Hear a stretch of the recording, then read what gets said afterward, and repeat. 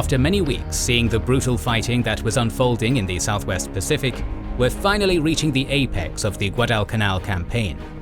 With 3 failed attempts to recapture the infamous Island of Death, and with their latest victory on the Santa Cruz Islands giving them the illusion that they had achieved naval supremacy over their enemies, the Japanese again prepared for a planned last offensive to finally win what they believed to be the most decisive battle of the Pacific War. Today, however, those illusions are going to be shattered as we delve into the critical Naval Battle of Guadalcanal. If you're glad you found our coverage of the Guadalcanal Campaign, we'd like to show you another hidden treasure trove of content on this campaign and more. It's the documentary streaming service Magellan TV, the sponsor of this video.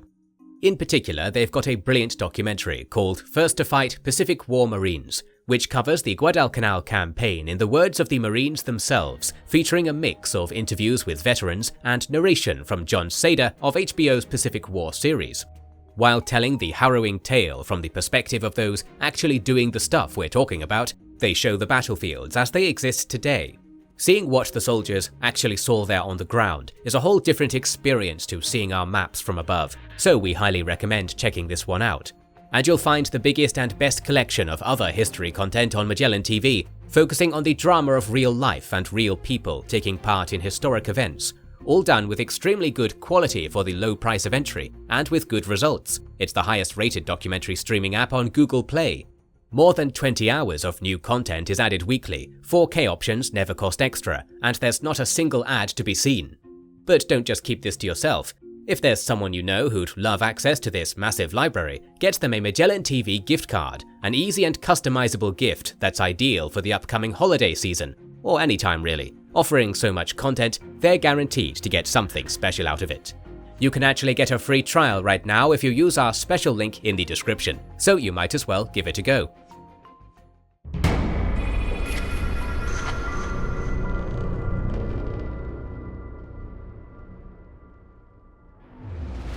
Before we sail into the Solomon Sea, we first have to resume General Rupertus's attack against the Shoji detachment at Collie Point.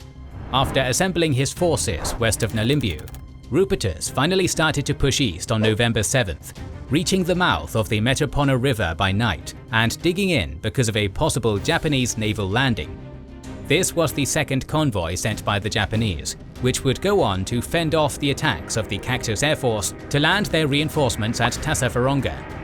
At this point, Shoji had also finally reached Collie Point, where he received orders from General Hyakutake to abandon his current position and rejoin the other forces at Kokumbona. Thus, by November 8th, Shoji had deployed a sizable force at Tetere, which would be dug in along Gavaga Creek to cover his withdrawal. On this day, Rupertus would also order the 7th Marines to surround the enemy position, but the advance of the Marines would be constantly hindered by the Japanese mountain guns. The relentless shelling would further inflict many casualties on the Americans, with Colonel Puller getting wounded several times and finally being forced to evacuate. At the same time, dengue fever would also force Rupertus to relinquish his command to Brigadier General Edmund Sebri. Additionally, General Vandergrift ordered the 1st Battalion 164th Regiment to be redeployed for a renewed western offensive on November 9th, leaving only its 2nd Battalion to complete the encirclement of the enemy. This wouldn't be enough though, and a hole would be left on the southern side where a swampy creek notched the American lines. To remedy this, Sebri decided to place a company there while the rest of his forces gradually compressed the enemy pocket with a heavy bombardment. Yet by nightfall, Shoji had discovered this weak spot in the American line, immediately ordering his forces to escape the pocket. Around 3,000 hungry and exhausted men of the Shoji detachment managed to escape that night, only leaving behind some 500 soldiers dug in on a clump of woods between the beach and the grassy fields. By November 11th, the Americans had finally brought forward their artillery, and Sebri had closed the gap with another company. He then proceeded to exterminate the remaining opposition at Tetere, reporting more than 450 enemy casualties by November 12th. Meanwhile, General Vandergrift had brought the 8th Marines and the 1st Battalion 164th Regiment to reinforce the Marine position on Point Cruz. On November 10th, Colonel John Arthur finally resumed the attack against Kokombona, yet they were met by fresh troops from the 228th Regiment, who effectively managed to slow down the American advance. By night, 5 Japanese destroyers would also land some 600 reinforcements, including General Sano from the 38th Division, who would immediately take command of the situation. The following morning, he sent 1 battalion towards Mount Austin to outflank and destroy the American forces. Yet Admiral Yamamoto's large convoy of 7,000 reinforcements would appear on this day, and its sighting by American coast watchers and aerial reconnaissance would finally force Vandegrift to suspend the attack and return to the east bank of the Manticore, as he believed that another major Japanese offensive was on the horizon. First, however, let us look back a couple of days. On November 8th, Yamamoto had ordered the 11th Air Fleet to launch a full-scale bombardment of the American positions, while Admiral Kondo's advance force was ordered to take a position north of Guadalcanal by November 12th, planning to use the battleships of Admiral Abe's bombardment unit for another heavy naval bombardment.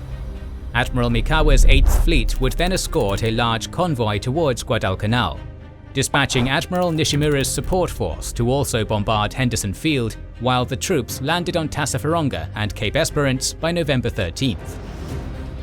Merely a day after Yamamoto issued his operations order, American cryptanalysts had already informed Admiral Halsey of the Japanese plan, only missing out on the planned naval bombardment.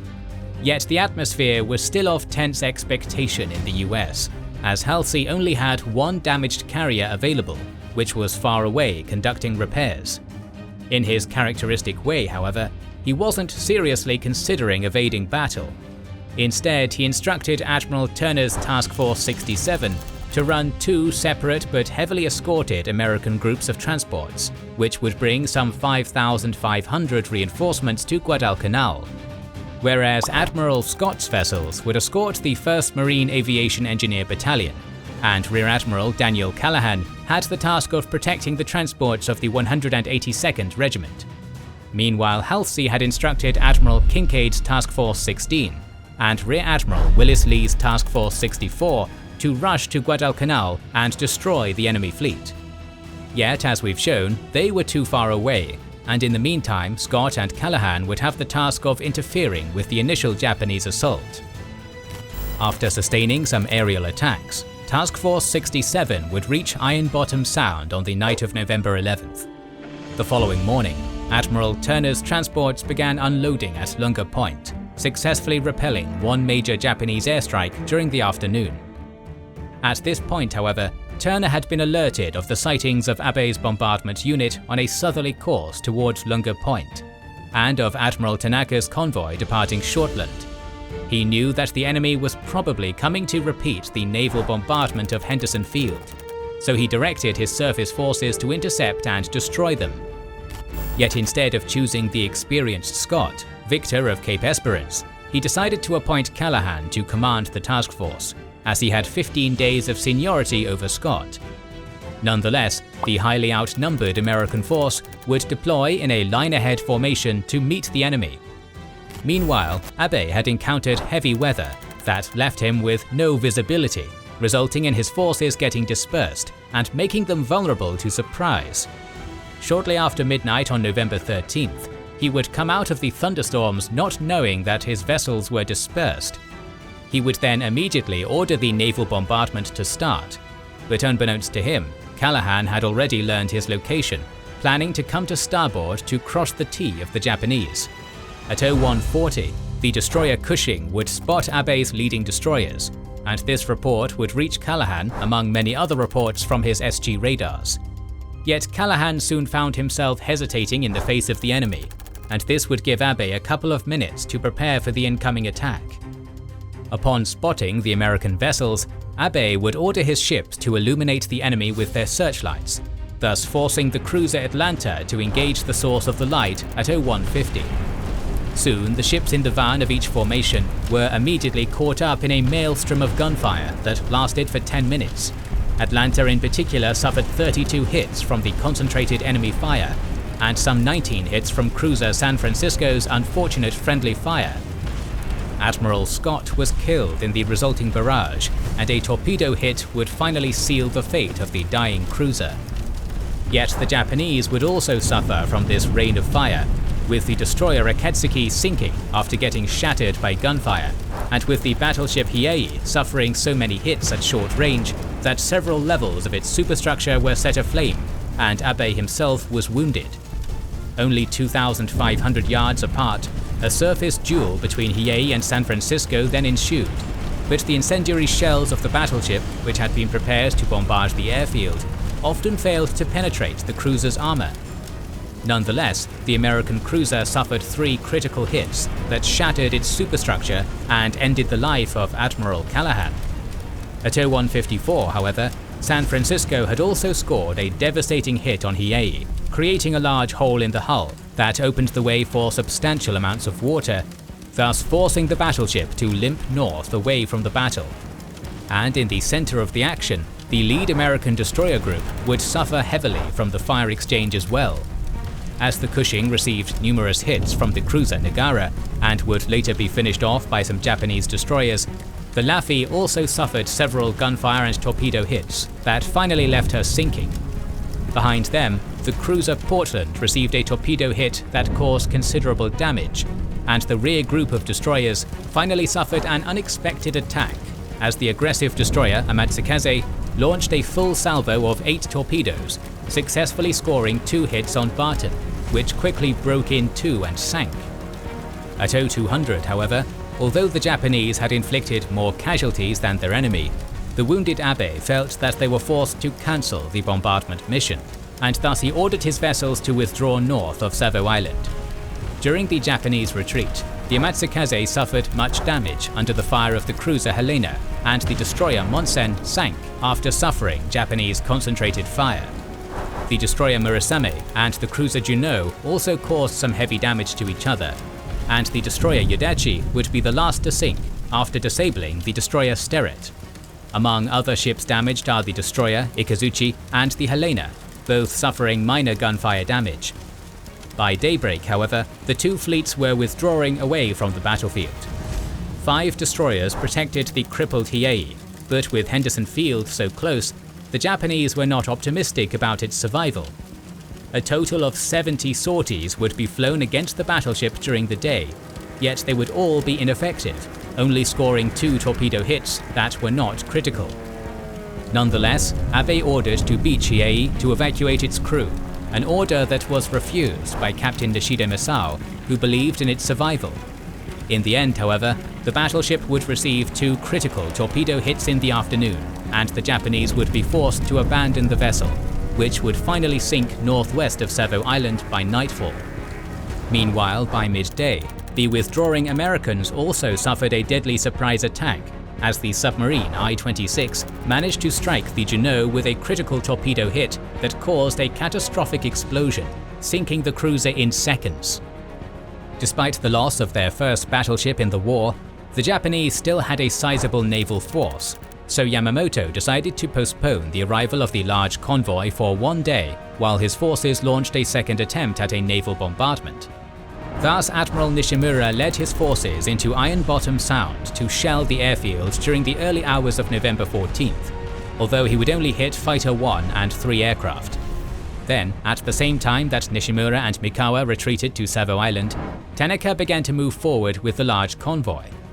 Unbeknownst to them, the carrier Enterprise was now entering the area, and joined by aircraft coming from Espiritu Santo and Guadalcanal, the Americans would launch a series of devastating air attacks that sank the cruiser Kinugasa, heavily damaged the cruiser Maya, and successfully disabled 7 Japanese transports.